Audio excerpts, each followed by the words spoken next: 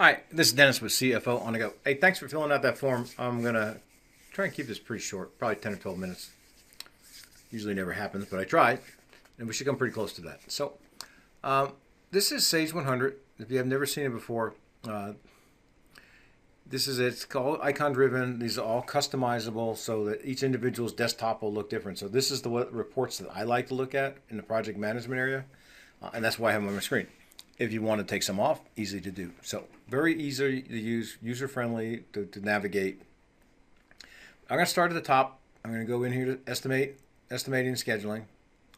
I'm going to go to takeoffs, which is our estimates, and number 27 here, excuse me, is a remodel job, and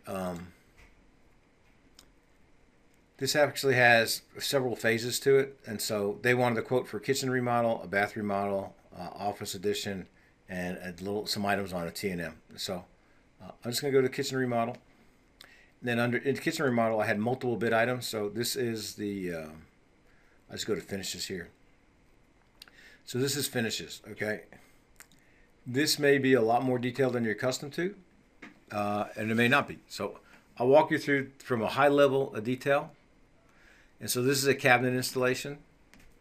All I have to do in here is enter in the number of linear feet facing for the cabinets. It knows that for every foot that I enter here, that's what this one is a formula, is I need 1 foot for every here. So it's going to take the 28 times the 1. So extended quantity is 28, probably the same thing you're doing in Excel. And the price I got from my cabinet maker, everything's going up in price, is $458 a linear foot, okay? This I'm going to leave the same. I say that estimated I need 0.89 man hours for every foot to do the installation at $35 an hour. I need 0.01 to unload them, 0.01 to unload for labor. This is lead guy. I need that many shims per foot. I need this many boxes of nails. So you get the idea. Well, it's going right down to the screws and the nails, okay? At this point, though, I know my cost of those cabinets. I know what kind of profit I want to put on those. And then this will be the sale price for that item, okay? Same thing with the countertops. This one's a little simpler. It's, here's my feet. I need 2 square feet for every foot up here. This is the color that I want. This is the job site supervision. Down here, this is the simple ones. A range top. I got a range top. I think it takes 1.5 hours to put it in and 1.5 hours to cut out, 1 hour to cut out the drawer. That's it. Just line items for the appliances, trash company. You get the idea. As much detail as you want, but when this comes all out, it's basically going to say for this bid item, which is the kitchen remodel, that's the phase. For the finishes item, my quoted price, very bottom right hand corner, by the way, I'm probably going to lose you, $33,000. That's the total for all of the finished work in the kitchen. Now, you can choose to show this to the customer, or you can just say, hey, it's $33,000 to do the finishes. If I come in here and I go to plumbing, real simple. Another thing, I need a kitchen installation. I have it made up already, so I need a subcontractor. That's a sink I want, right? That's a sink. That's a faucet they picked out. There's my soap dispenser. There's my air gap. There's the prices. Again, so this item on my proposal would say plumbing for the kitchen remodel, $2,904.44. So anyway, that's how our estimating works. The reason for using our estimating, you do not have to. You could continue to use your Excel or whatever you have. The real reason for doing it is this button up here where it says export. I now can put all those cost numbers and man hours for what I estimated into my budget for my cost reports. I can print a proposal. If I know I'm going to buy that air gap or that soap dispenser from somebody, I can actually create the purchase order to do that. If I know I'm hiring a plumber to install that sink, I can create the subcontract. So all of those things happen from this detailed data. And so I'm not rekeying anything. I just come in here and say, the real simple purchase orders for this job. Oh, yep. Of course, I forgot to save it. Save it. I go export purchase orders for this job. Yes. No subcontractors. That's okay. I've already done these, but I would just say, hey, I want to create that PO and that PO right now. It would create that. I would have the employee's name put on that, so his name is on the PO when it's issued. And now I've created the PO. I'm not going to do it because I've already created them, but that's how simple it is. I'm going to get out of here. That's our estimating. Um, as I said, all those numbers feed right into the budget. And so while I'm here, because one of the things on your list was scheduling, so it's on the screen. I'm just going to go into a small GC job. So this ought to be very similar to things that you do. I have to get permits. I have to mobilize. I have to order the doors and windows because they have a long lead time. I start with a demo, wall framing. These are the tasks that I have to do.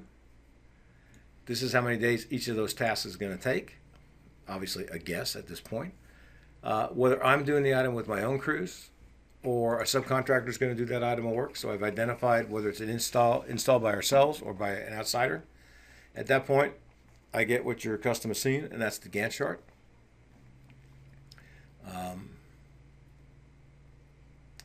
Get this real here. And so, very nice, easy. This item doesn't take as long as you wanted or you estimated, so I just take that on the schedule, drag it back because we're now done with it.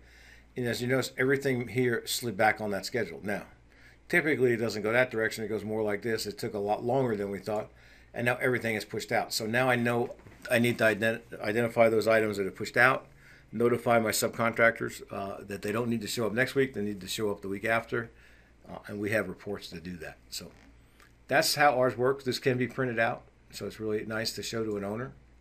I just had about a year ago, I had some remodeling work done in my house, and I paid a little bit more money because the guy that I liked had a schedule like this. It wasn't using my software, which I wish he was, but he actually created a Gantt chart of when he was moving in, when we would be without a kitchen those days, when he expected to be finished and moved out. And so we knew exactly what was going to happen. And he stepped really close to that schedule. But the bottom line is I knew that the guy gave some thought, not just kind of winging it and saying, hey, I'll be out of here in 2 weeks or 3 weeks. I mean, he knew exactly what was going to happen on each day because he had planned it out. So anyway, includes that scheduling module as well. So some of the things that are going to be important to you, and I'm not going to get in a lot of detail because we can do this online, full change order management, full purchase order and subcontract management, great job cost reports. This is one, obviously, that you had marked on your thing, and that is this one right here. So let me just pull this up. So this is our committed cost report. So it's for one job. It's all these items that we identified. This is the budget plus approved change orders, cost to date, subcontracts that I have issued to my subcontractors, but they have not invoiced me for yet. Either they forgot, they're late, or they haven't done the work yet. It's one of those usually. And the purchase orders I've written and I haven't received an invoice for yet. Anywhere in the system, if I want to see what makes up this $3,800, I double click that. Those are the 4 invoices that make up the $3,800. If I wanted to, I could drill right back to the accounts payable to see who entered it and who approved it. But right here, I at least now know if I'm a project manager, I forgot about that $538. That's why I'm over budget. And so they have that detail right at their fingertips, which to me really helps accounting people not having to dig that stuff out because they can basically get it right out of those reports. One other report, I'm going down some of your stuff here, pretty much in order. And so let's just go find a job here. So it really makes no difference what these items are, but this is our hours to complete. So these are items that you identified in your budget. These are the hours you had budgeted that it was going to take to do each of those tasks. And that's the hours that have gone through payroll so far. So I know that on this item here, I've identified it as being 80% complete as at the end of this week. It means I have 9 hours to finish it, and I'm going to be 14 hours over budget. Under budget. Let's just say this item was a bad item, and I'm only 40% complete with performing that. Then you can see that, oh wow, I need 54 hours to finish it, and I'm going to be 31 hours over budget. So by task, I can tell you hours. More importantly, I can look down here in the very bottom right-hand corner and say, hey, I had 900 hours budgeted, and I spent 48 more than that. And so not bad, not great, but better than some jobs I've seen. So I measure hours.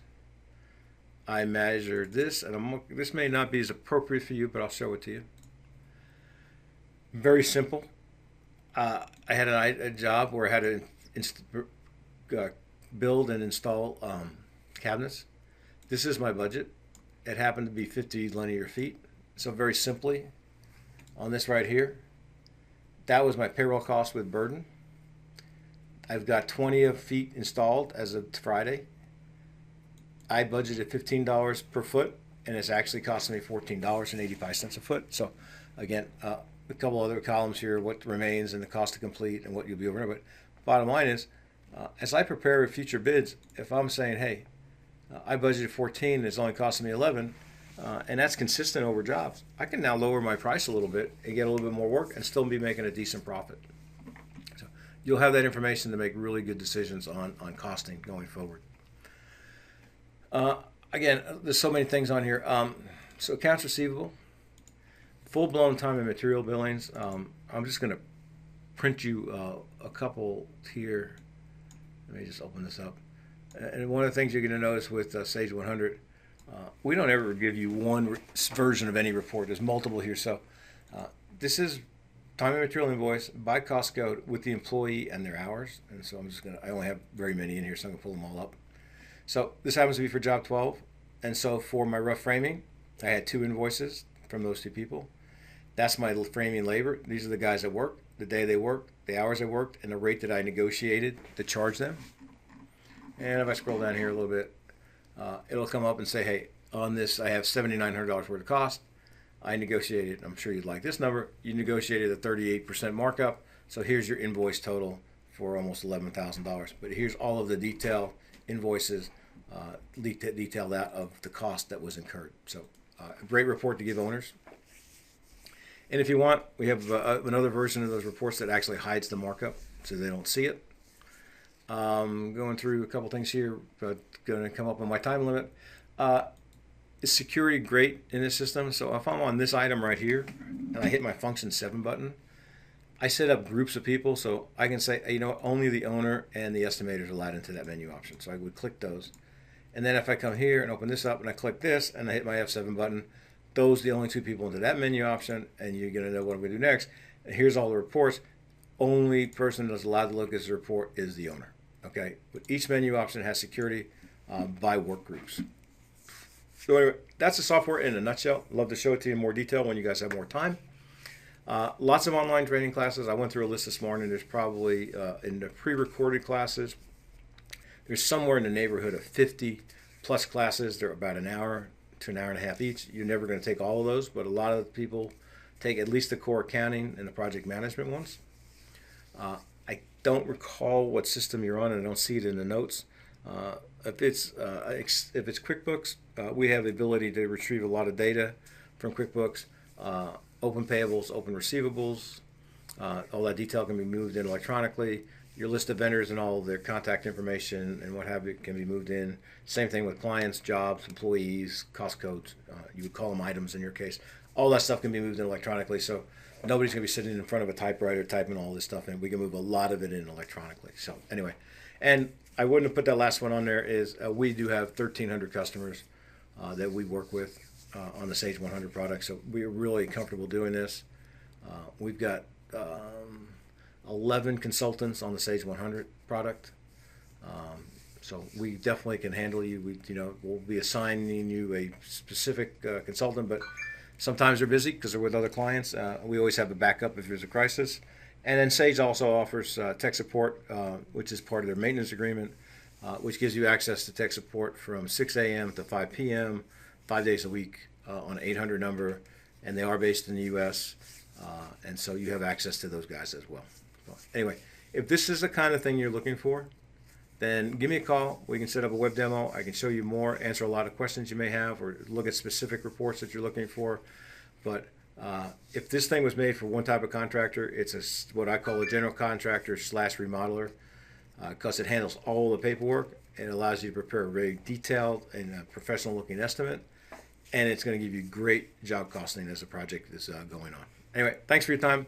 About 2 minutes over my schedule. So anyway, call me when you need more help. My name's Dennis. It's 800-659-5851. So 800-659-5851. Thanks a lot.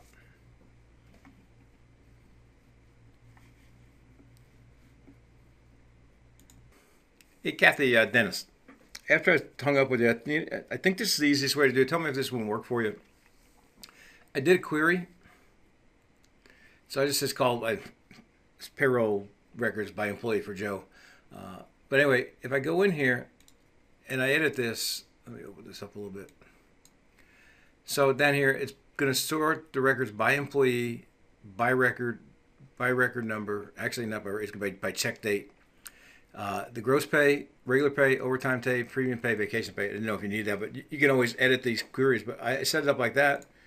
And then I can either run it by employee, by quarter, or whatever. So I'm going to finish that. And if I run that, and I think this guy has some overtime on him. There's Lee, all of his checks, the check date, his gross pay. In this case, he was salaried, obviously.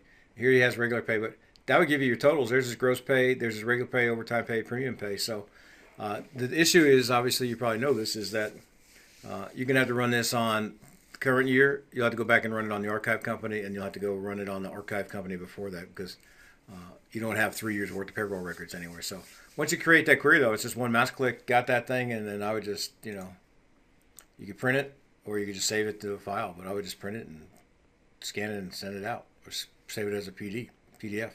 Anyway, hopefully that helps, but that's the way I do it. I mean, I would just go in. You should be able to do this. If not, you can call and somebody, we can get somebody to help you. But it's just going in and creating a query with the column headings that you want, and that's all there is to it. Because that's a rate, and then if you come down here, there's your regular. You don't want hours, you said. Regular time, overtime, premium pay. I guess if you wanted, you could put sick pay in there if you wanted to. I don't know. What have you. But there's all of it that would balance to his gross pay, and there it is. Anyway, pretty simple, I think. If that works, let me know. Just shoot me, maybe tell me you're okay. If you want it in a report, it'll be a very difficult report to write, only because if you need multiple years, we've got to run it right across multiple databases, and that gets to be extremely difficult. Anyway, give me a call if you need some more help. Thanks.